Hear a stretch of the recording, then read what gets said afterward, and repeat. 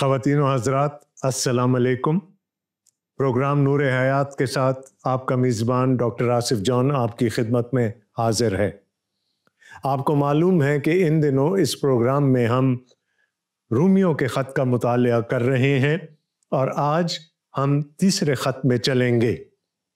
दोस्तों, गुज़श्ता प्रोग्राम में हमने रूमियों के नाम ख़त के दूसरे बाब का मुतालिया ख़त्म किया था और वहाँ पर हमने देखा कि पौलुस रसूल ने सबको, तमाम बशरियत को, तमाम इंसानियत को एक ही कटहरे में लाकर खड़ा कर दिया और पौलुस रसूल ने दलील से साबित करके हमें बताया कि सब गुनाहगार हैं, सब खुदा के जलाल से महरूम हैं।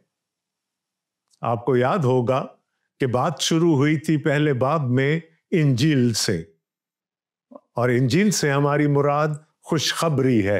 वो खुशखबरी जो खुदा की तरफ से तमाम बनी नौ इंसान को दी गई और जिसका महवर एक ही शख्सियत थी, यानी हमारे खुदावंद यीशु मसीह की ज़ाते अक़दस।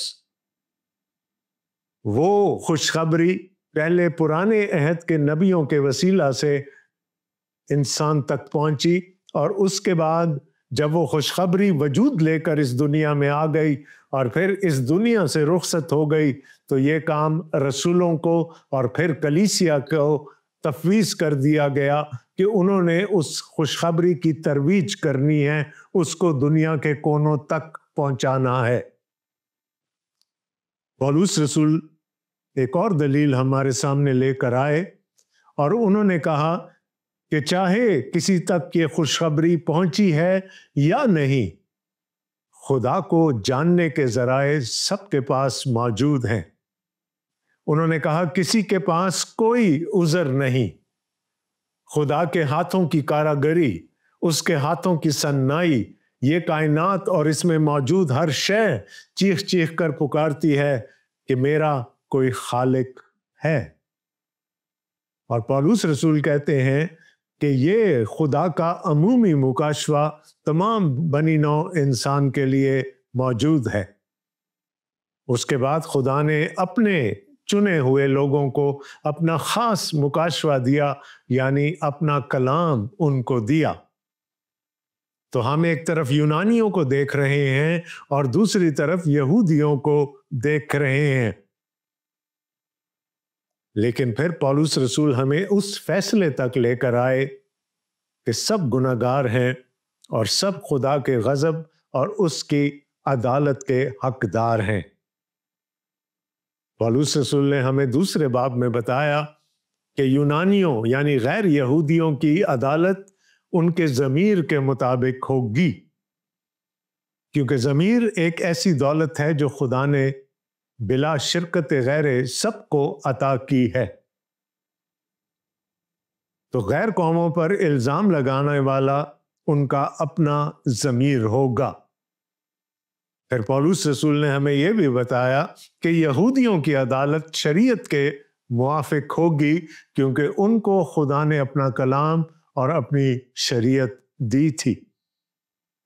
और यूं पौलुस रसूल हमें आखिर में इस बात तक लेकर आए कि महज चंद रसूमात को पूरा कर लेना, शरीयत को अपना कहकर अपने पास रख लेना और उस पर अमल ना करना, ये चीज़ें हमें खुदा के अदालत से और खुदा के गज़ब से बचा नहीं सकती। अब जब हम तीसरे बाब में आते हैं तो हमें एक लंबी फहरिस्त सवालात की नज़र आती है। पौलुस रसूल खुद सवाल करके खुद ही उनका जवाब दे रहे हैं। पिछले बाब की चंद आखिरी आयत में पौलुस रसूल ने कहा कि शरीयत यकीनन इफ्तिखार है यहूदियों का, लेकिन उस शरीयत पर अमल करना भी ज़रूरी है। और एक और चीज़ जिस पर कि यहूदी फ़ख्र किया करते थे, यानी खतना, पौलुस रसूल कहते हैं कि खतना अगर सिर्फ ज़ाहिरी है और दिल का नहीं है, बातनी नहीं है, तो फिर उस खतने का भी कोई फ़ायदा नहीं। पौलुस रसूल ने उस सारे तकब्बुर, उस सारे गरूर के गुब्बारे में से हवा निकाल दी। تیسرے باب میں پولس رسول ان سوالات کو پریمپٹ کر رہے ہیں جو ان کے خیال میں دوسرے باب کو پڑھنے کے بعد کسی بھی یہودی کے ذہن میں سر اٹھا سکتے ہیں۔ مثلاً پہلی آیت میں لکھا ہے، پس یہودی کو کیا فوقیت ہے اور ختنہ سے کیا فائدہ؟ یہ ایک بڑا فطری سا سوال ہے جو کہ پولس رسول کی دلیل کو سننے کے بعد کسی بھی یہودی ذہن میں ابھر سکتا تھا۔ اور شاید ہمارے ذہن میں بھی یہ بات آئے کہ پولس رسول کہیں گے کہ کوئی فائدہ نہیں۔ اور پھر اگر ہم پولس رسول کے جواب پر غور کریں تو وہاں لکھا ہے ہر طرح سے بہت، خاص کر یہ کہ خدا کا کلام ان کے سپرد ہوا۔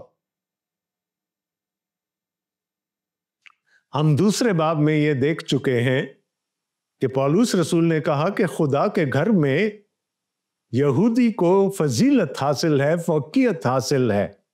عدالت ہوگی تو وہ بھی پہلے یہودی کی اور پھر یونانی کی ہوگی، اور اگر خدا کی برکت ملے گی تو وہ بھی پہلے یہودی کو اور پھر یونانی کو۔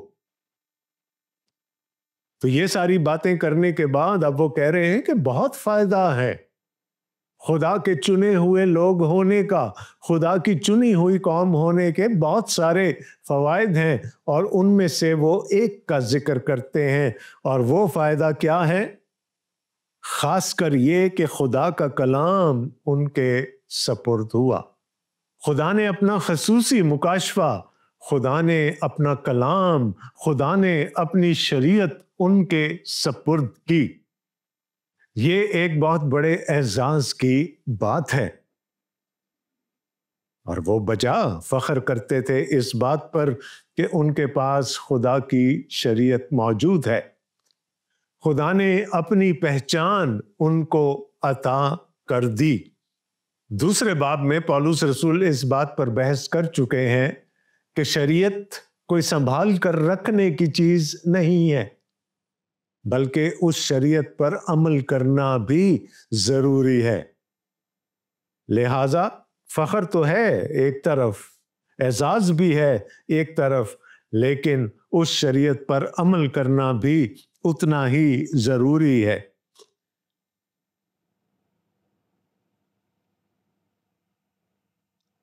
اس سے پہلے ختنہ کا ذکر ہوا۔ ختنہ اس عہد کا نشان تھا جو خدا نے ابراہم اور اس کی اولاد کے ساتھ باندھا تھا۔ اب پولس رسول کہتے ہیں اگر بعض بے وفا نکلے تو کیا ہوا؟ کیا ان کی بے وفائی خدا کی وفاداری کو باطل کر سکتی ہے؟ ہرگز نہیں، بلکہ خدا سچا ٹھہرے اور ہر ایک آدمی جھوٹا۔ چنانچہ لکھا ہے کہ تو اپنی باتوں میں راست باز ٹھہرے اور اپنے مقدمہ میں فتح پائے۔ اب پولس رسول ایک سوال کر رہے ہیں کہ اگر بعض بے وفا نکلے تو کیا ہوا؟ میں آپ کی توجہ یرمیہ نبی کے صحیفے اور اس کے 31ویں باب کی طرف دلوانا چاہوں گا۔ یہ باب بہت اہم ہے کیونکہ وہاں پر نئے عہد کا ذکر ہو رہا ہے۔ خدا کہتا ہے کہ وہ دن آتے ہیں کہ میں یہودا کے گھرانے کے ساتھ اور اسرائیل کے گھرانے کے ساتھ ایک نیا عہد باندھوں گا۔ اور ظاہر ہے کہ جب ایک نیا عہد بنتا ہے تو پرانا عہد موقوف ہو جاتا ہے، اور خدا نے کہا کہ اس کی ضرورت اس لیے پیش آئی کہ تمہارے باپ دادا اس عہد پر نہیں چلے۔ وہ عہد باطل ہو گیا، اس لیے نہیں کہ خدا نے اس کو باطل ٹھہرایا، بلکہ خدا کہتا ہے کہ تمہارے باپ دادا نے اس پر عمل نہیں کیا، اس عہد کی پاسداری نہیں کی، اس لیے اب مجھے تمہارے ساتھ ایک نیا عہد باندھنا پڑے گا۔ پولس رسول کہتے ہیں کہ اگر تمہارے باپ دادا نے، چند افراد نے اس شریعت کو پورا نہیں کیا، اس کے احکام کی حکم عدولی کی، تو کیا یہ خدا کی وفاداری کو باطل کر سکتی ہے؟ اور پھر وہ خود ہی اس کا جواب دیتے ہیں کہ ہرگز نہیں۔ خدا وفادار ہے، خدا اپنے وعدے پر قائم رہنے والا خدا ہے، ہم اس کی وفاداری پر شک نہیں کر سکتے۔ اگر وہ عہد توڑا گیا تو وہ چند لوگوں کی وجہ سے تھا۔ چوتھی آیت میں پولس رسول کہتے ہیں بلکہ خدا سچا ٹھہرے اور ہر ایک آدمی جھوٹا، چنانچہ لکھا ہے کہ تو اپنی باتوں میں راست باز ٹھہرے اور اپنے مقدمہ میں فتح پائے۔ خدا ایک منصف خدا ہے، خدا ایک عادل خدا ہے، وہ عدل کرنے والا خدا ہے، اس کی وفاداری کبھی بھی باطل نہیں ہو سکتی۔ اور یہاں پر ہمیں ایک اقتباس نظر آ رہا ہے جو کہ زبور 51 سے لیا گیا ہے۔ خدا منصف ہے، وہ انصاف کرتا ہے، لیکن اگر وہی خدا گناہ سے درگزر کرنے لگ جائے گا تو پھر وہ منصف نہیں کہلائے گا۔ اس لیے داؤد بھی زبور 51 میں کہتا ہے کہ میں اپنے آپ کو تیری عدالت کے سامنے پیش کرتا ہوں تاکہ تو اپنی ہر بات میں سچا اور صادق اور راست باز ٹھہرے۔ خدا گناہ سے درگزر نہیں کر سکتا، کیونکہ اگر وہ ایسا کرے گا تو پھر وہ منصف نہیں رہے گا۔ God had to deal with sin، اور اس کے لیے خدا نے ہمیں ایک آلٹرنیٹیو دیا، ایک متبادل عطا کر دیا تاکہ خدا کے عدل کے سارے تقاضے بھی پورے ہو جائیں اور وہ اپنا فضل بھی، اپنا رحم بھی اپنے لوگوں پر ظاہر کر سکے۔ اب پولس رسول چند ایسے دلائل سامنے لے کر آتے ہیں جو اس وقت لوگوں میں مروج تھے۔ وہ یہ کہتے تھے اگر ہماری ناراستی خدا کی راست بازی کی خوبی کو ظاہر کرتی ہے تو ہم کیا کہیں؟ کیا یہ کہ خدا بے انصاف ہے جو غضب نازل کرتا ہے؟ میں یہ بات انسان کی طرح کہتا ہوں، ہرگز نہیں، ورنہ خدا کیوں کر دنیا کا انصاف کرے گا۔ یہ وہی بات ہے جو ابھی تھوڑی دیر پہلے میں آپ سے کر رہا تھا کہ خدا صادق ہے، اور اگر خدا صادق ہے تو پھر اس کی عدالت بھی صادق ہوگی۔ خدا کسی صورت میں گناہ کو کنڈون نہیں کر سکتا۔ ہاں، اس کو گناہ معاف کرنے کا اختیار ضرور حاصل ہے، لیکن اس گناہ کو معاف کرنے کے لیے بھی اس کو ایک پروسیس، ایک لائحہ عمل دینا پڑتا، کیونکہ خدا اس قدر پاک ہے کہ اس کی نگاہ بدی کو دیکھ نہیں سکتی۔ لہٰذا اگر ہم یہ کہیں کہ ہم گناہ کریں گے، خدا کا رحم ظاہر ہوگا، خدا کی راست بازی ظاہر ہوگی، تو پھر ہم گناہ کرتے چلے جائیں۔ اور پولس رسول اس کا جواب بھی یوں ہی دیتے ہیں، ہرگز نہیں، ورنہ خدا کیوں کر دنیا کا انصاف کرے گا۔ اگر میرے جھوٹ کے سبب سے خدا کی سچائی اس کے جلال کے واسطے زیادہ ظاہر ہوئی تو پھر کیوں گناہ گار کی طرح مجھ پر حکم دیا جاتا ہے؟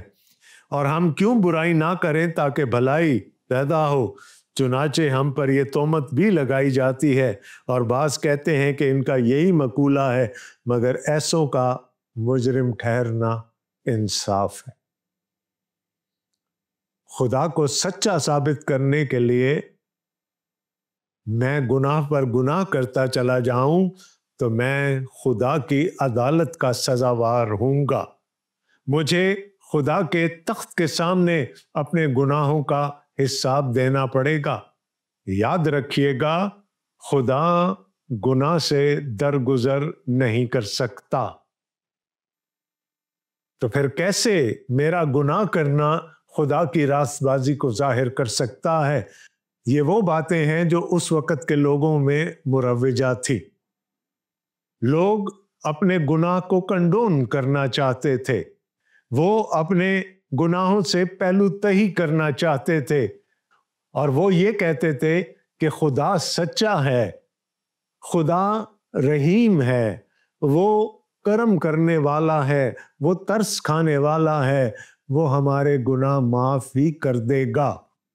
لیکن یاد رکھیے گا کہ خدا کے پاس اختیار ہے گناہ معاف کرنے کا، لیکن اس کے لیے اس نے جو پلان دیا ہے، اس کے لیے جو لاہے عمل اس نے دیا ہے، اس کے بغیر گناہوں کی معافی نہیں ہو سکتی۔ لہٰذا 8ویں آیت میں پولس رسول کہتے ہیں، اور ہم کیوں برائی نہ کریں تاکہ بھلائی پیدا ہو۔ خدا قادر مطلق ہے، وہ برائی سے بھلائی پیدا کرنے پر قادر ہے، وہ سب کچھ کر سکتا ہے، لیکن اس کا یہ مطلب نہیں کہ ہم اس کی قدرت کو چیلنج کرتے رہیں اور گناہ پر گناہ اس امید کے ساتھ کرتے چلے جائیں کہ خدا معاف کرنے والا ہے، وہ ہمارے ہر قسم کے گناہ معاف کر دے گا۔ چنانچہ ہم پہ یہ تہمت لگائی بھی جاتی ہے، اور بعض کہتے ہیں کہ ان کا یہی مقولہ ہے۔ میں نے آپ کو پہلے کہا یہ وہ باتیں تھیں جو اس وقت یہودیوں میں مروجہ تھیں، لیکن پولس رسول کہتے ہیں مگر ایسوں کا مجرم ٹھہرنا انصاف ہے۔ جب خدا اپنے عدالت کے تخت پر بیٹھے گا تو وہ پھر ایسے لوگوں کا انصاف کرے گا، اور ایسے لوگوں کا بچنا ناممکن ہے۔ ابھی پولس رسول کی جرح، ان کے سوالات کا سلسلہ ختم نہیں ہوا۔ 9ویں آیت میں وہ کہتے ہیں، پس کیا ہوا؟ کیا ہم کچھ فضیلت رکھتے ہیں؟ ابھی تک ہم نے دیکھا کہ پولس رسول یہودیوں سے مخاطب ہیں، خاص کر وہ یہودی جو اب کلیسیا کا حصہ بن چکے ہیں۔ ان کو وہ بتاتے ہیں کہ آپ کو خدا کے گھر میں فوقیت حاصل ہے، اور مختون ہونے کے بھی بڑے فائدے ہیں، اور ان میں سے سب سے بڑا فائدہ یہ کہ خدا نے اپنی شریعت، اپنا کلام ان کو عطا کیا، لیکن اس کے علاوہ وہ بھی خدا کی عدالت کے سزاوار ہوں گے۔ اب پولس رسول دائرہ تھوڑا سا بڑھا رہے ہیں۔ بس کیا ہوا؟ کیا ہم کچھ فضیلت رکھتے ہیں؟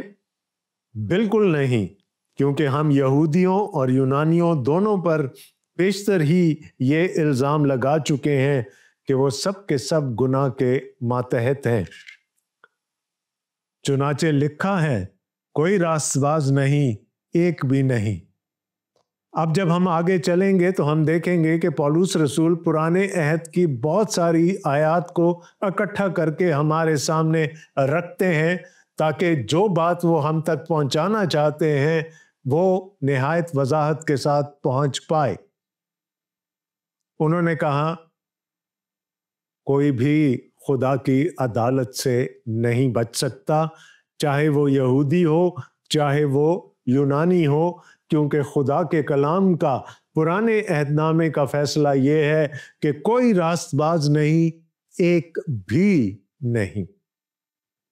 اور یہ غالباً حبقوق نبی کے صحیفے سے کوٹ کیا گیا ہے۔ خدا نے اور خدا کے نبیوں نے پرانے عہد میں یہ اعلان کر دیا تھا کہ خدا کی نظر میں کوئی بھی راست باز نہیں ہے۔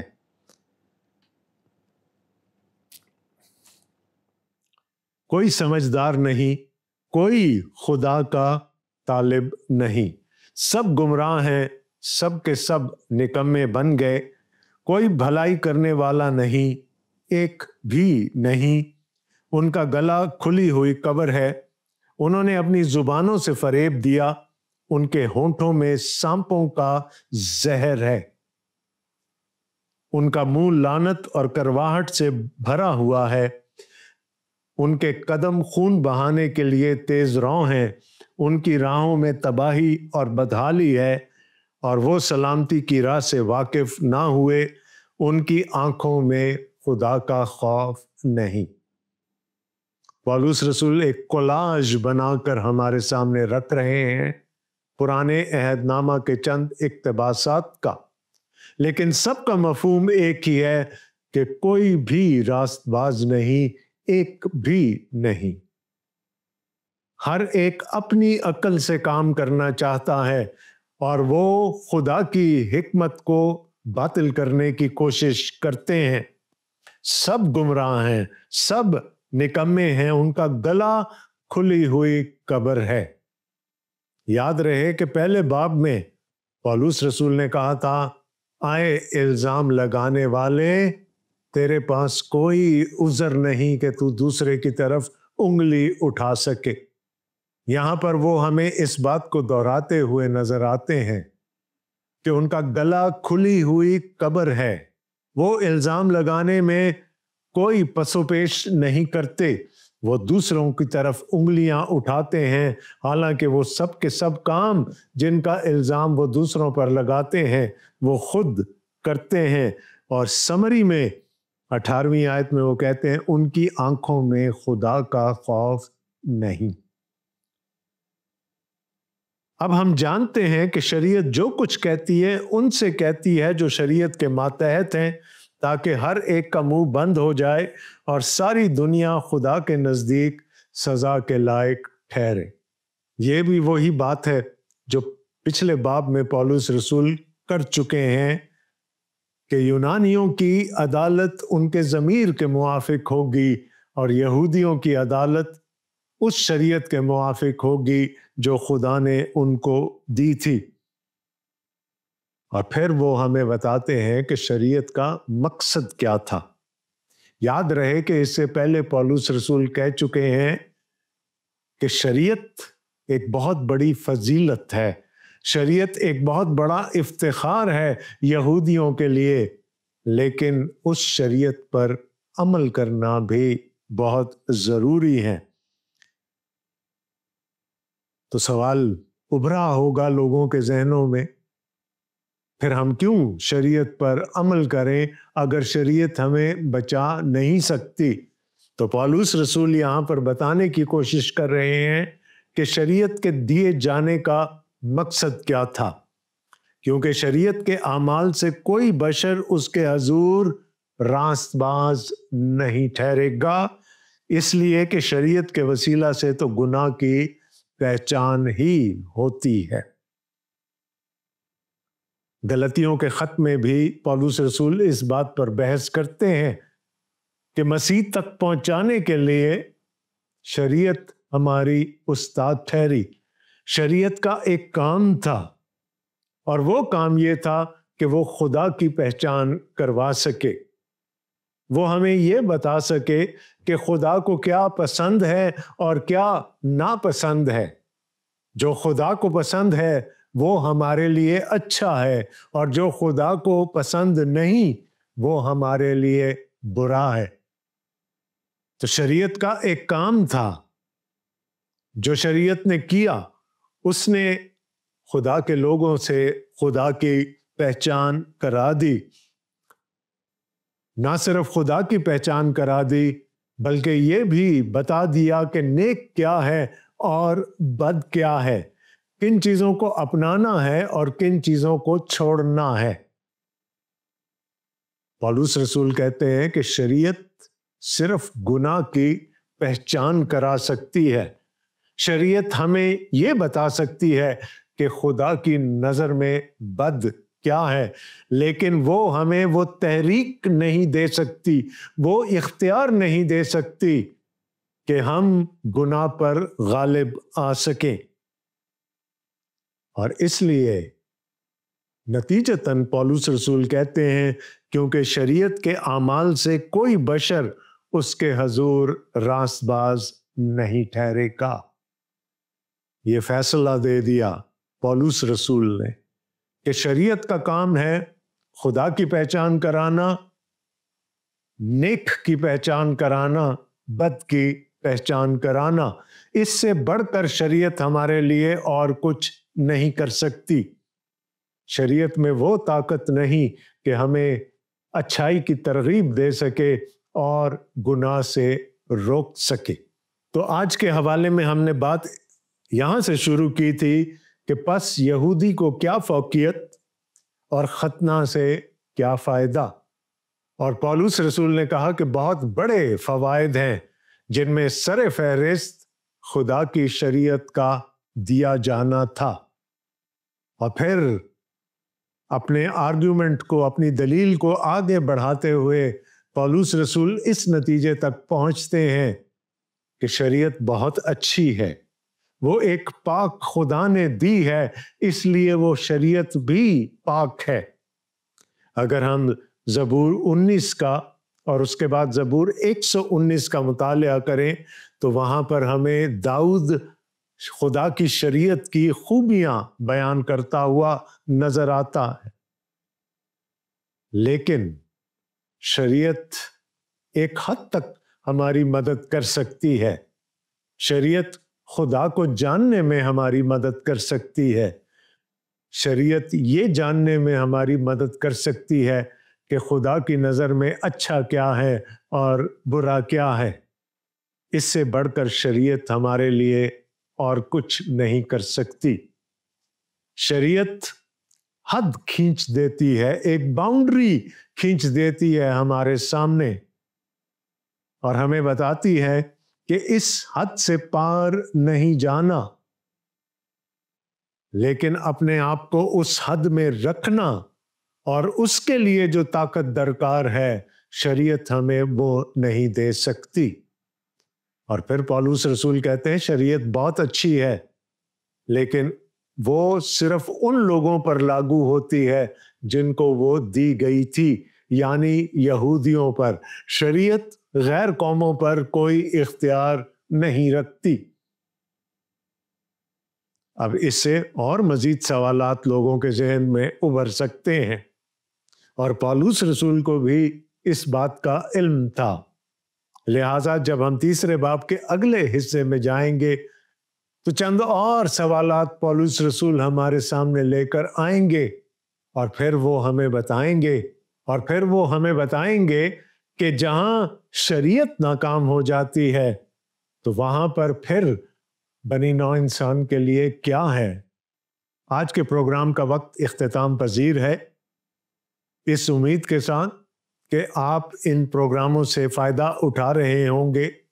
آپ کا میزبان آپ کے لیے صحت اور سلامتی اور حفظ و امان کی دعا کرتا ہے، آمین۔ اگلے ہفتے تک کے لیے اجازت دیجیے گا، خدا حافظ۔